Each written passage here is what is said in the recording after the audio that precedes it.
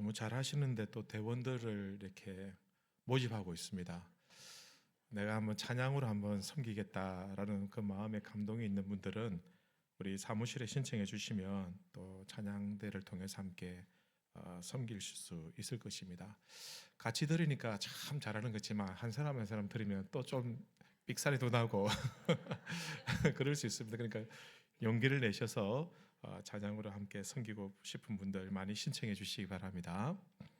오늘 유라굴로 광풍을 만나다라는 제목으로 하나의 말씀 증거하겠습니다. 우리가 인생을 살다 보면 참 쉽지 않다, 참 만만찮다라는 생각을 가질 때가 많습니다. 젊었을 때는 뭐든지 다 할 수 있을 것 같고 또 내가 원하면은 다 이룰 수 있을 것 같았지만 그런 나이가 들고 점점 세상을 알아가면 알아갈수록 정말 쉽지 않다라는 것을 깨닫게 되는 것입니다. 내가 할 수 있는 것보다는 시간이 지날수록 내가 할 수 없는 것이 더 많다는 것을 알 수가 있습니다. 그래서 어떤 일이 일어날지, 우리 인생에서 어떤 일이 벌어질지 전혀 예측할 수가 없어요. 그러다 보니 어떤 분은 우리 인생을 메마른 광야와 같다라고 하기도 하고, 어떤 분은 고해와 같다, 그죠? 고난의 바다와 같다라고 이렇게 표현하기도 합니다. 바다를 좋아하시는 분들이 많이 계시죠, 그죠? 저 수평선 끝에 반짝이는 그런 햇볕과 그리고 깊지만 바다까지 다 보이는 그런 푸른 바다를 보면 왠지 마음이 상쾌해지고, 또 좀 답답해 하시는 분들은 일부러 바다를 보러 가시는 분들도 적지 않아 계신 것 같습니다. 하지만 또 굉장히 무서운 것 중에 하나가 바다입니다. 그죠?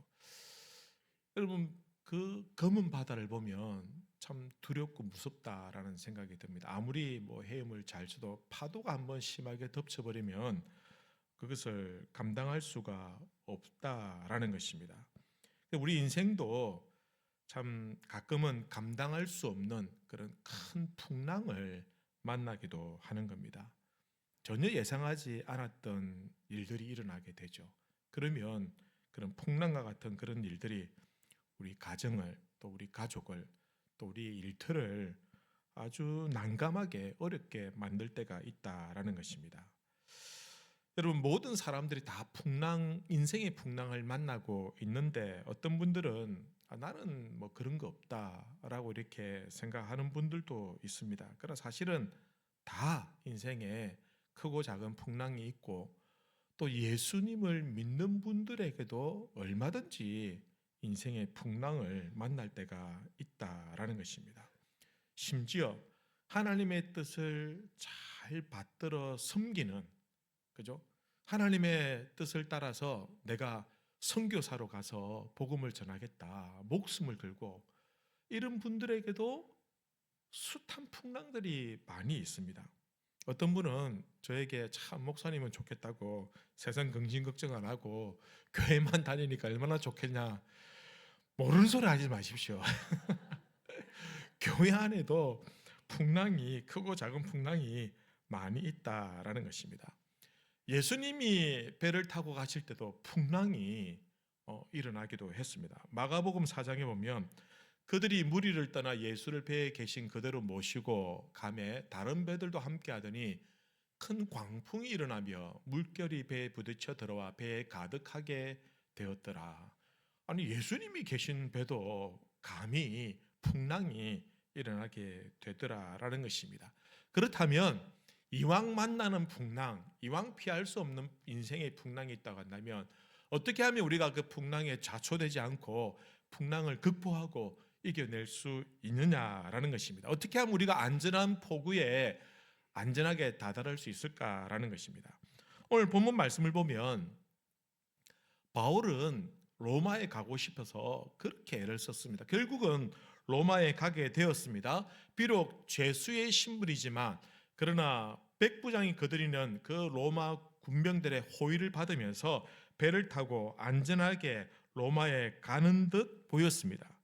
여러분, 바울이 로마에 가는 것이 왜 그리 중요하냐 하면 그것은 그가 가지고 있었던 인생의 사명을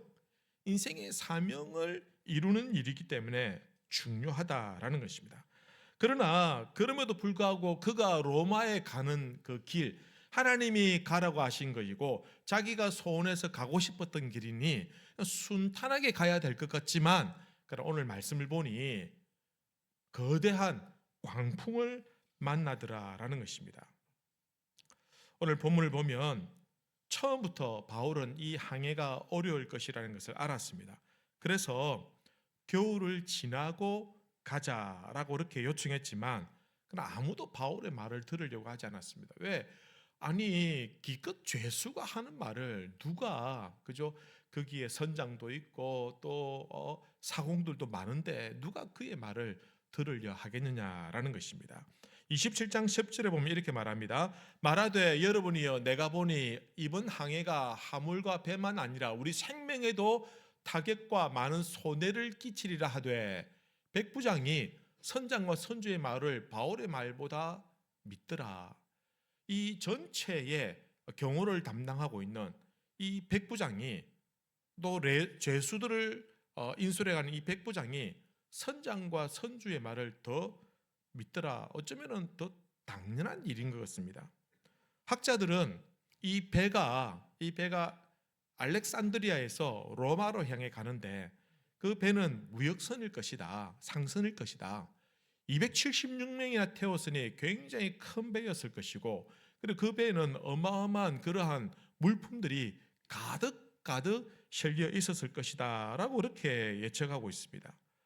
그런데 겨울이 다가오니 바울은 이 겨울을 지나고 가자라고 얘기했지만, 그러나 선장과 선주는 조금만 더 가면 더 큰 항구가 있고 어쨌든 빨리 로마에 가는 것이 중요하니 그냥 가는 것이 좋겠다라고 이야기하고는 결국은 항해가 시작되었다라는 것입니다.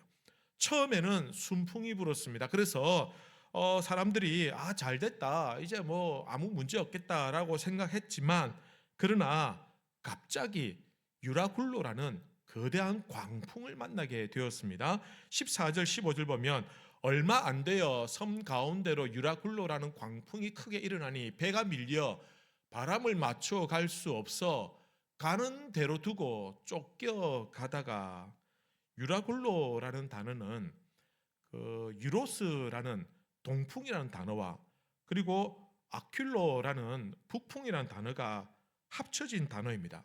그러니 동풍과 북풍이 만났으니 더 큰 광풍이 된 것입니다. 그리고 바울이 항해하는 이 시기가 9절 말씀해 보니까 금식하는 절기가 지났다라고 말합니다. 유대인 달력으로는 금식하는 절기는 7월 첫째 주 혹은 10일 그 주간을 말하는 겁니다. 대속죄일에 금식을 합니다. 그런데 일반 달력 태양력으로는 그때가 9월쯤 됩니다. 지중해는 9월부터 11월까지가 굉장히 항해하기에 위험한 것으로 그렇게 알려져 있었습니다. 그러니 바울은 지나고 가자는 겁니다. 사실 바울이 어떻게 이렇게 이해할 수 있었느냐? 사실은 바울은 이미 1차, 2차, 3차 전도 여행을 통해서 숱한 시간 동안 배를 타고 유럽과 소아시아에 왕래한 그런 경험이 많습니다. 그리고 이 바울은 그런 경험을 통해서 이 시기는 위험하다, 안 된다라고 얘기했지만 사실은 그의 의견은 묵살되고 항해는 강행되었다라는 것입니다. 그러나 얼마 못 가서 거대한 광풍을 만납니다. 그 거대한 광풍을 만났는데 그 광풍 앞에서 인간이 얼마나 무력한지 오늘 말씀에서는 보여주고 있습니다. 13절 14절 보면 이렇게 기록합니다. 남풍이 순하게 불매 그들이 뜻을 이룬 줄 알고 닷을 감아 그레데 해변을 끼고 항해하더니 얼마 안 되어 섬 가운데로부터 유라굴로라는 광풍이 크게 일어나니, 얼마 안 되어라는 말은 조금 안 되어서 곧 바로 광풍이 일어났다라는 겁니다. 그러니 그렇게 경험이 많은 선장과 사공들도 한 치 앞을 내다보지 못하는 거죠. 그런 상황이 된 것입니다. 여러분, 우리가 좀 잘 나가나 싶더니 얼마 안 되어 어려움을 겪게 되는 경우들이 많습니다. 그때 보면 참 우리가 참 하잘 것 없고 별 볼 일 없구나. 나의 계획은 철저하게 계획을 다 세웠는데 아마 아무 문제 없을까? 계획대로 될 거야라고 했지만 그런 돌발 상황이 생기고 어려운 문제들, 예기치 않은 문제들이 생기면 우리 모든 계획들이 다 무너지게 되는 경우들이 얼마나 많이 있습니까? 오늘 바울도 그랬습니다. 그리고 이 항해를 가는 이 사람들도 그랬습니다. 조금 잘 된다고 교만하면 여러분 꼭 여지없이 문제를 만나게 되더라라는 것입니다. 처음 시작은 순풍이 불어서 잘 되는 것 같지만, 처음 우리가 사업을 할 때, 처음 우리가 이 계획을 세우고 나갈 때는 처음에는 계획대로 착착 되는 것 같지만, 그러나 얼마 안 되어서 미천이 드러나고 여기저기 문제가 생길 때가 얼마나 많이 있습니까? 그래서 사람은 언제 어떻게 될지 모르기 때문에 항상 겸손한 마음을 가지고 있어야 된다라는 것입니다. 그리고 선원들은 이제 밤새도록 풍랑과 사투를 벌였습니다. 도저히 이길 수가 없었어요. 그래서 그냥 풍랑에 그냥 배가 휩쓸려 가도록 그대로 내버려 둘 수밖에 없는 그런 상황이 된 겁니다. 그래서 중요한 결정을 내립니다. 이대로 가다가는 배가 뒤집힐 수 있고 이대로 가다가는 배가 자초될 수 있으니 어쩔 수 없다. 배를 좀 가볍게 하자. 그래서 그 무역선인데 그 안에 온갖 돈이 되는 것들이 많음에도 불구하고 그 모든 것들을 스스로 그들의 힘으로 결정으로 바다에 버릴 수밖에 없었습니다. 오늘 18절 19절에 이렇게 기록합니다. 우리가 풍랑으로 심히 애쓰다가 있던 사공들이 짐을 바다에 풀어 버리고 사흘째 되는 날에, 아무리 짐을 풀어도 안 되니까 사흘째 되는 날에는 배의 기구를 그들의 손으로 내버리니라. 정말 배가 항해할 때 배가 떠 있는데 정말 중요한 것들만 딱 두고 나머지는 다 뜯어서 그냥 기구들을, 항해 도움되는 것들 다 그냥 버릴 수밖에 없는 그런 상황이 되었다라는 것입니다. 얼마나 아꼈겠습니까? 돈을 벌려고 부푼 꿈을 앓고 그 무리를 하면서까지 항해를 시작했는데 그 모든 것들을 자기들 손으로 스스로 내던져 버려야 되는 그 상황이 되었으니 얼마나 아쉽고 안타깝겠냐라는 것입니다. 그래도 풍랑이 멈추어들지 않았습니다. 그래도 여전히 어려움을 겪고 있습니다. 그래서 27장 20절에 이렇게 기록합니다. 여러 날 동안 해도 별도 보이지 아니하고 큰 광풍이 그대로 있음에 구원의 여망마저 없어졌더라. 여러 날 동안 해도 보이지 않고 별도 보이지 않고 그냥 캄캄한 바다 가운데 풍랑이 여지없이 계속 일어나니 이제 사람들은 거의 구원을 받을 것이라는 그런 모든 것들을 포기를 하게 되었다라는 것입니다. 여러분, 이게 풍랑 앞에 선 인생의 한계고 이게 우리의 모습이다라는 것입니다. 우리가 참 살다 보면 참 갑작스럽게 닥친 문제 때문에 참 가세가 기울기도 하고 참 가족이 어려움을 당하기도 하고 참 우리가 일터에서 참 곤란한 일을 겪을 때가 있지 않습니까? 참 내 노력으로 어떻게 할 수 없을 때, 아무것도 할 수 없을 때 그때 사람들은 포기하게 되고 절망하게 되더라라는 것입니다. 우리 인생을, 광풍을 만난 인생이 그렇게 되는 겁니다. 그런데 오늘 말씀해 보면 여전히 이 267명을 태운 배도 거대한 광풍을 만나서 이제는 구원에 전혀 소망이 없는 그 지경에 이르렀습니다. 그런데 놀라운 것은 오늘 성경이 우리에게 보여주는 것은 그러한 연약한 인생들의 모습만 보여주는 것이 아니라 사실은 그 풍랑 앞에서도 당당하게 그 풍랑을 이길 뿐만 아니라 그 풍랑을 당한 275명을 구원하고 살려주는 그 바울의 모습, 죄수 바울의 모습을 오늘 우리에게 보여주고 있다라는 것입니다. 여러분, 우리가 기억해야 될 것은 풍랑을 만난 배 안에 하나님의 뜻을 쫓아가는 바울이 있었다라는 것입니다. 그리고 그의 모습은 무기력한 선주나 선장이나 백부장, 사공들의 모습과는 전혀 다르게 오히려 그들을 이끌어가고 가르치고 또 그들을 도와주는 그런 당당한 바울의 모습을 오늘 우리에게 보여주고 있다라는 것입니다. 여러분, 예수를 믿는 성도의 인생도 얼마든지 풍랑을 만날 수 있습니다. 거센 비바람, 폭풍을 만날 수 있습니다. 그러나 예수 믿는 사람은 그럼에도 불구하고 세상과는 달라야 되는 것입니다. 어떻게 달라야 됩니까? 오늘 바울의 모습을 보면서 풍랑을 똑같이 만났지만 그러나 그들 가운데 바울은 달랐습니다. 다 포기하고 절망하고 그냥 죽을 줄 알았지만 그러나 바울은 전혀 다른 모습을 보여주는 것처럼 우리도 이 세상에서 인생의 풍랑을 만날 때 안 믿는 자나 믿는 자는 다 똑같이 만났지만, 그러나 성도들은 만났지만 달라야 됩니다. 다르게 반응해야 된다라는 것입니다. 어떻게 해야 되느냐? 오늘 몇 가지 말씀을 통해서 교훈을 얻고자 합니다. 첫 번째는 두려워하지 말라라는 것입니다. 여러분, 인생의 풍랑을 만난 성도님들 한번 따라해 보실까요? 두려워하지 마십시오. 풍랑 앞에서는 바울이 두려워하지 않습니다. 사실은 바울이 왜 안 두렵겠어요? 겁나겠죠. 그도 사람인데. 근데 바울은 더 두려운 게 있었어요. 뭐냐면은 자기 사명이 여기서 중단되는 거. 이전까지는 자기가 사명을 위해서 죽을 고비를 숱하게 넘겼지만 무서워하지 않고 두려워하지 않았습니다. 그런데 정작 사명이 중단될 위기에 처하니까 바울도 그의 마음에 두려움이 엄습해 오더라라는 것입니다. 그러나 바울은 막막한 이 현실 앞에서 계속해서 두려워하지 않습니다. 그는 그 두려움 속에서 놀라운 하나님의 음성을 듣게 되다라는 것입니다. 여러분, 27장 23절 24절 보시면 이렇게 기록합니다. 내가 속한 바 곧 내가 섬기는 하나님의 사자가 어젯밤에 내 곁에 서서 말하되 바울아 두려워하지 말라. 내가 가이사 앞에 서야 했고 또 하나님께서 너와 함께 항해하는 자를 다 내게 주셨다 하였으니. 성도 여러분, 우리가 인생의 풍랑을 만날 때 우리를 둘러싸고 있는 그 모든 두려움 속에서도 여러분 하나님의 음성을 함께 듣기를 소원합니다. 두려워하지 말라. 두려워하지 말라. 두려워하지 말라. 여러분, 여러분들이 가장 무서워하는 풍랑이 있다고 한다면 어떤 것이 있습니까? 뭐가 제일 무섭습니까, 여러분? 한번 상상해 보십시오. 여러분들이 이것만큼은 내가 너무 두렵다, 이것만큼은 절대 일어나서는 안 된다라는 일이 있겠죠. 그러나 그 일이 우리에게 어느 순간 얼마든지 다가올 수 있더라는 것입니다.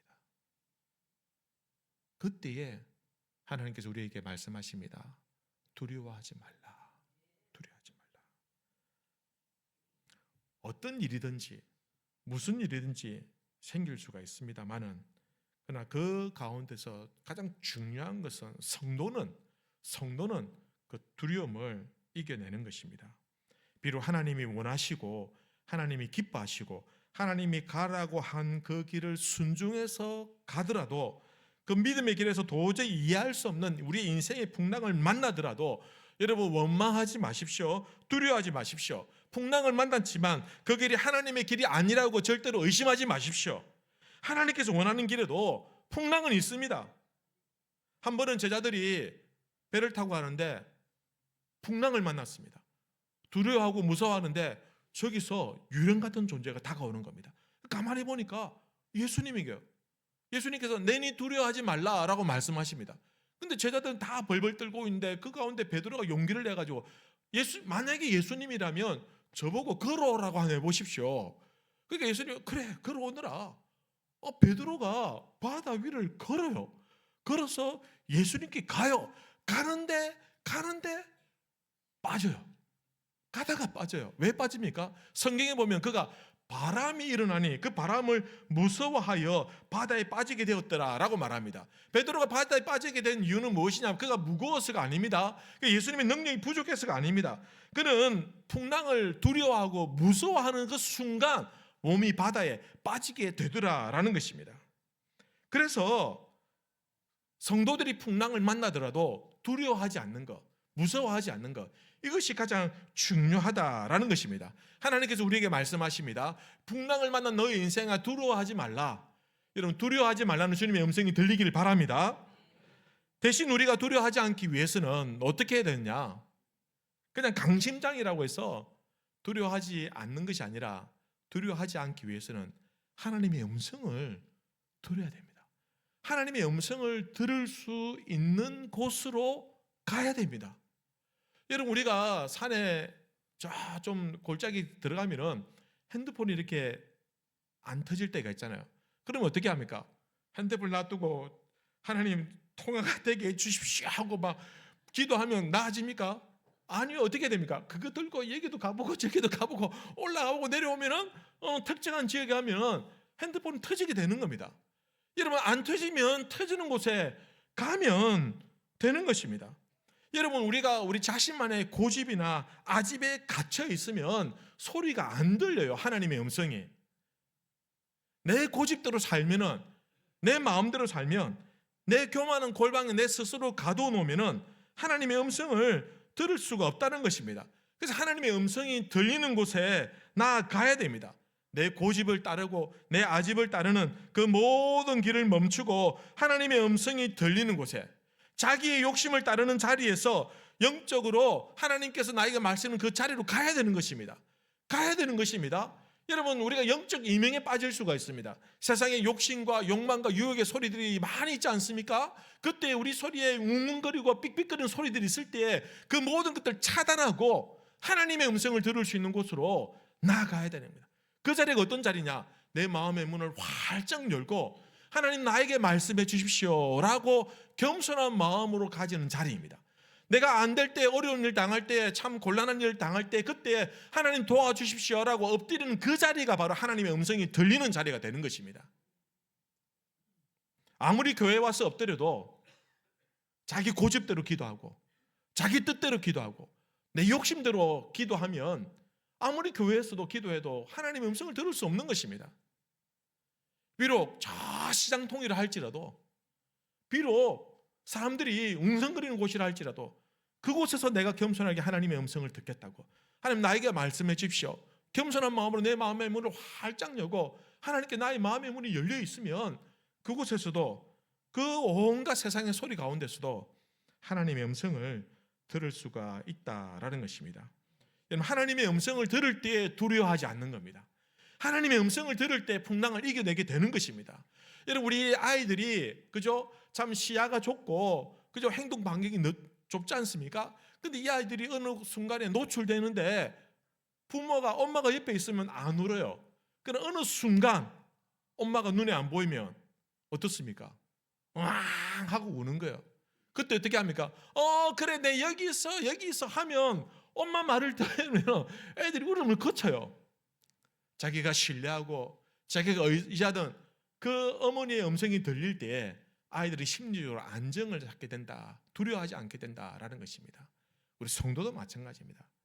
우리 하나님의 음성을 들을 때에 여러분, 우리가 어떤 풍랑을 만난다 할지라도 그 두려움을 극복할 수 있다라는 것입니다. 그러니 하나님의 음성이 들리는 곳으로 나오십시오. 내 욕심과 욕망과 나의 야망에 갇혀있는 그 자리에, 고집과 아집과 내 경험만, 내 지식을 의지하던 그 자리에서 벗어나서 겸손한 마음으로 하나님의 음성이 들리는 그 기도의 자리로, 그 자리로, 내 무릎이 닿는 자리로 나오시길 바랍니다. 하나님의 음성을 듣게 될 것입니다. 두려움을 이기게 될 것입니다. 두 번째는 하나님의 말씀을 붙드시기 바랍니다. 풍랑이 닥쳤을 때 바울은 하나님의 말씀을 듣고, 음성을 듣고 그 말씀을 신뢰하는 모습을 보여줍니다. 25절 보면, 그러므로 여러분이여 안심하라, 나는 내게 말씀하신 그대로 되리라고 하나님을 믿노라. 여러분, 가만히 생각하면 이 상황은 좀 이상한 장면입니다. 왜냐하면 선장은 이제 더 이상 어떻게 할 수 있는 게 아무것도 없어요. 이미 통제를 벗어나서 풍랑에 휩쓸려서 배가 뒤집혀도 하나도 이상할 것 없는 그 상황입니다. 절체절명의 순간입니다. 오죽했으면 사람들은 살고 싶어서 그 귀한 그런 어떤 돈이 될 만한 거 다 버리고, 심지어는 배를 안전하게 운행할 수 있는 그런 기구들마저도 다 버리고, 엄청난 풍랑 속에서 혼비백산에 있는 그 상황 속에서 갑자기 죄수가 벌떡 일어나서는 사람들을 향해서 여러분들이 안심하십시오. 하나님께서 여러분들을 아무도 그 생명이 손상되지 않도록 지켜주실 것입니다. 그 말을 들은 거예요. 그 말을. 사실 바울이 이렇게 외칠 수 있었던 것은 자기 스스로가 하나님의 말씀을 신뢰하기 때문 아닙니까?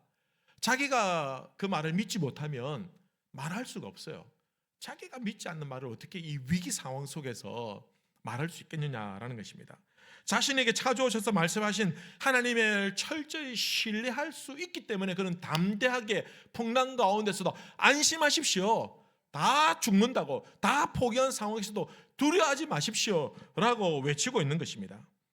여러분, 이것이 하나님의 말씀을 붙들고 신뢰하는 자의 자세가 되고 태도가 되고 신앙이 되는 것입니다. 여러분, 하나님의 말씀을 붙든 사람은 하나님의 말씀을 입에 담을 때에 여러분 환경이나 여러분 또는 상황들을 두려워하지 마십시오. 여러분 신경 쓰지 마십시오. 왜냐하면 여러분 상황이라는 것은 말씀에 따라서 상황은 바뀌는 것이지 상황에 따라서 말씀이 바뀌는 것이 아니더라는 것입니다. 여러분 상황을 두려워하면 거기에 맞는 말씀을 찾으려고 이리저리 말씀을 변질시킬 수 있지만, 그러나 내가 말씀을 선포하고 그 말씀이 선포되도록 믿고 신뢰하면 상황은 그 말씀에 바뀌게 되는 것입니다. 이게 신앙입니다. 말씀을 붙드는 자의 특징이 무엇이냐? 어떤 상황 속에서도 하나님의 말씀을 신뢰하고 그 말씀을 선포하고 그 말씀을 따라가는 것이 하나님의 말씀을 붙드는 자의 특징, 자세가 되는 것입니다. 내가 말씀을 신뢰하지 못하면 상황에 휘둘리게 되어 있어요. 상황에 휘둘리다 되면 내 입맛에 맞는 그런 말씀을 찾게 되고 결국은 그 말씀대로 되지 않는다라는 것입니다. 여러분, 상황은 말씀에 따라 달라지는 것입니다. 하나님의 말씀이 능력의 말씀이고 하나님의 말씀이 변치 않는 하나님의 말씀이기 때문에 모든 상황과 환경들은 그 말씀이 선포되는 대로 변하게 되는 것입니다. 상황에 따라서 말씀이 변화되는 것 아닙니다. 지금 풍랑 가운데 말씀이 변하는 것이 아닙니다. 풍랑 가운데 말씀이 선포되니까 그 말씀에 따라서 상황이 바뀌는 것 아닙니까? 우리가 풍랑을 만날 때, 인생의 풍랑을 만날 때 이런 말씀을 붙드십시오. 변치 않는 능력의 말씀, 그 말씀을 붙들고 신뢰하고 그 말씀에 따라 순종하면 상황은 그 말씀에 따라 바뀌게 된다라는 것입니다.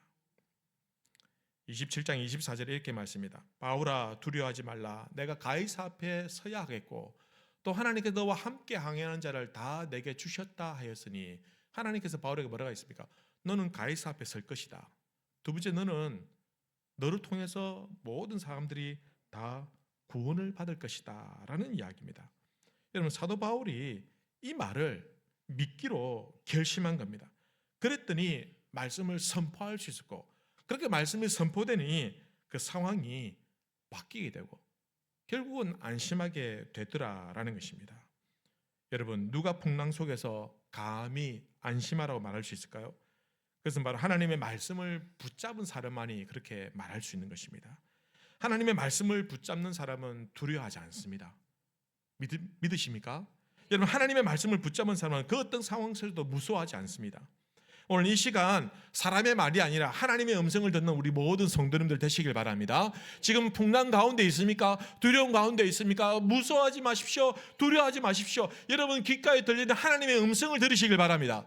그 말씀을 신뢰하시길 바랍니다. 그 말씀대로 믿고 여러분의 인생을 맡기십시오. 틀림없이 살아계신 능력의 하나님께서 우리를 가장 선한 길로 인도해 주실 것입니다. 마지막 세 번째는 그 상황에서 나의 사명을 감당하는 것입니다. 풍랑이 일어날 때 성도가 해야 할 가장 중요한 것은 두려워하지 아니하고 말씀을 붙들고 그리고 그 상황 속에서 내가 해야 할 일을 찾는 것입니다. 여러분, 사람들은 풍랑을 만났을 때 모두가 다 자기 살 길을 찾아 다닙니다. 그러니까 성도는 풍랑을 만났지만 자기 살 길이 아니라 이런 질문을 합니다. 하나님께서 왜 나를 이곳에 두셨는가? 그리고 내가 이곳에서 내가 해야 할 일이 무엇인가? 그런 질문을 던져야 된다라는 것입니다. 바울은 알았습니다. 풍랑을 만났을 때 자신의 사명이 무엇인지. 결국은 로마에 가는 길이지만 그러나 풍랑 가운데서는 자신의 사명은 무엇이냐면 이 두려워하지 아니하고 사람들을 안심시키고 사람들을 구원하는 일이 자신의 사명이었습니다. 22절 보시면 내가 너희를 권하노니 이제는 안심하라. 너희 중에 아무도 생명에는 남는 손상이 없겠고 오직 배뿐이리라. 그때 하나님의 말씀처럼 놀라운 일이 일어나기 시작했습니다. 여러분, 사람들이 죄수인 이 바울의 말을 듣고 그 바울의 말대로 바울의 지시를 따르기 시작했습니다. 처음에 바울이 가면 안 됩니다, 위험합니다 라고 했을 때는 귀뚱으로 듣지 않더니 이제 풍랑을 만났을 때 위대한 능력의 말씀을 선포한 그 바울에게 그들이 모두 그 말을 따라가고 있다라는 것입니다. 이제는 배를 이끄는 사람은 누구냐? 선장이 아닙니다. 선주도 아닙니다. 백부장도 아닙니다. 죄수 바울이 이 배를 이끌고 있다라는 것입니다. 27장 30절 보십시오. 이렇게 기록합니다. 사공들이 도망하고자 하여 이 물에서 닻을 내리는 채하고 거룻배를 바다에 내려놓거늘 바울이 백부장과 군인들에게 이르되 이 사람들이 배에 있지 아니하면 너희가 구원을 얻지 못하리라 하니 이에 군인들이 거룻줄을 끊어떼어 버리리라. 이 상황은 어떤 상황이냐면 지금 날이 컴컴하지 않습니까? 아무것도 안 보입니다. 근데 뭔가 앞에 뭐 희미한 게 있는 거야. 이게 육지인지 암초인지 몰라요. 그러니까 사공들이 두려워해서 어떻게 하냐면 자기들만 살려고 거룻배, 그 군명정 같은 거 있지 않습니까? 그걸 끊어서 자기들이 몰래 타고 도망가려고 그렇게 하고 있다라는 것입니다. 그때 바울이 이것을 알고는 뭐라고 합니까? 백부장과 군인들에게 거룻배를 끊어버리라. 나중에 어찌 될지 모르고 끊어버리라는 겁니다. 그리고는 이렇게 말합니다. 저 사공들이 이 배에 있지 않으면 우리가 살 수가 없다. 저들이 도망가지 못하도록 거룻배를 끊어버리십시오. 그러니까 백부장이 로마 군인들이 그 말을 또 따라 순종해요. 제수의 말을 믿고 순종하고 있다라는 것입니다. 그 다음에는 더 기막힌 장면이 나옵니다. 33절 이하를 보면 이렇게 기록합니다. 날이 새어가매 바울이 여러 사람에게 음식 먹기를 권하여 이르되 너희가 기다리고 기다리며 먹지 못하고 줄인 지가 오늘까지 열나흘인즉 음식 먹기를 권하노니 떡을 가져다가 모든 사람 앞에서 하나님께 축사하고 떼어 먹기를 시작하며 그들도 다 안심하고 받아 먹으니. 여전히 풍랑 가운데 있는데 처음엔 바울의 말을 안 듣더니 이제는 능력의 말씀을 선포한 그 바울을 신뢰하고 그의 말을 따르고 순종하고 있는 겁니다. 거룻배를 끊어버리라는 걸 끊어버리고, 그리고는 바울이 그들에게 먹을 것을 권할 때 이제 그들이 먹기 시작합니다. 그리고는 마음에 안심을 하고,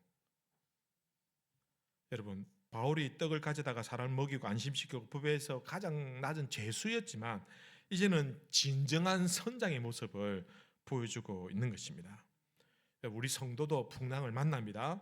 하지만 성도는 세상 사람들처럼 두려워하지 말고 하나님의 말씀을 붙들고 풍랑을 만난 이 세상을 여러분 바르게 이끌어가야 될 사명이 우리 성도에게, 이 시대의 교회에게 주어져 있다라는 것입니다. 여러분 세상은 더 이상 하나님의 말씀을 듣지 않습니다. 여러분 성도의 말도 듣지 않고 교회의 말도 듣지 않습니다. 더 나아가서 하나님께서 창조하신 이 창조 세계의 섭리를 거스리고 배교하고 배역하는 것이, 스승치 않고 악을 행하는 것이 세상의 진정한 모습입니다.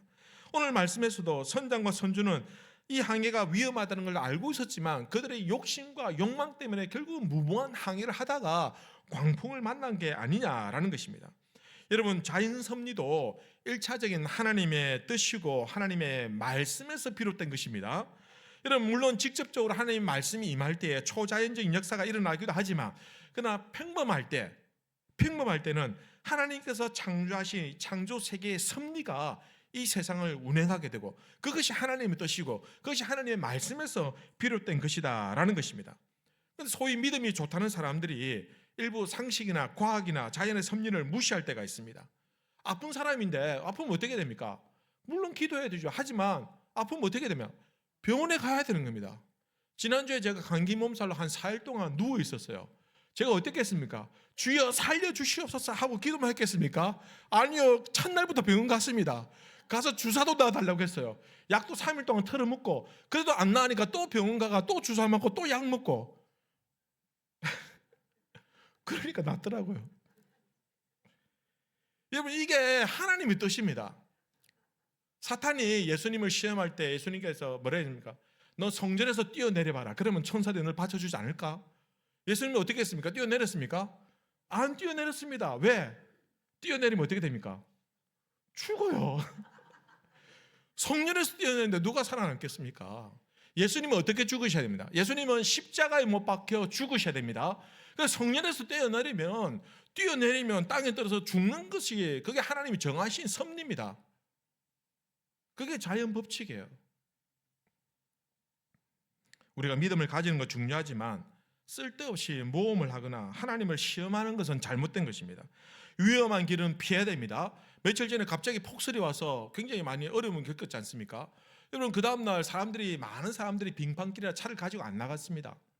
근데 나 하나님 살려주겠지, 지켜주겠지, 나는 사고 안 난다, 걱정하지 마, 내 운전 잘하면 돼 하고 나가보십시오. 당장 벤츠 받고 보험료 더 나오고 안 나가는 게, 여러분, 운전 안 하는 그게 자연스러운 섭리입니다. 우리 성도들도 그걸 따라야 되는 겁니다. 추운 겨울에 배가 위험하네, 가면 안 됩니다 라고 안 가야 되는 겁니다. 그러나 욕심을 앞세워서 가다 보니 결국 광풍을 만난 것 아니냐라는 겁니다. 세상은 더 이상 하나님 말씀을 듣지 않습니다. 그래서 광풍을 만나게 되는 것입니다. 우리 성도들도 여러분, 풍랑을 만난 세상을 속에 살아갈 때가 있습니다. 그러나 그때에 어떻게 됐냐? 우리 성도들은 달라야 됩니다. 두려워하지 아니하고 말씀 붙들고 오히려 이 세상을 바르게 이끌어야 될 사명이 우리에게 있는 겁니다. 바르게 가르치고 바르게 선포하고 바른 말을 하고 정직하게 살고 신실하게 살고 하나님의 뜻을 쫓아가는 것, 이것이 우리 오늘 성도와 우리 교회의 사명이 된다라는 것입니다. 바울이 풍랑을 만난 배를 안전하게 이끌고 사람들을 안심시켜주고 그들을 위로해주고 그들에게 먹을 것을 주고, 성도도 교회도 이 환난을 갖는 세상 속에서 세상을 사랑하고 섬기는 마음으로 그들을 위로해주고 그들을 품어주고 그들의 상처를 싸매어주는 역할을 교회가 해야 되는 것입니다. 교회가. 세상의 유일한 소망은 예수 그리스도밖에 없다는 사실을 전해야 되는 것입니다.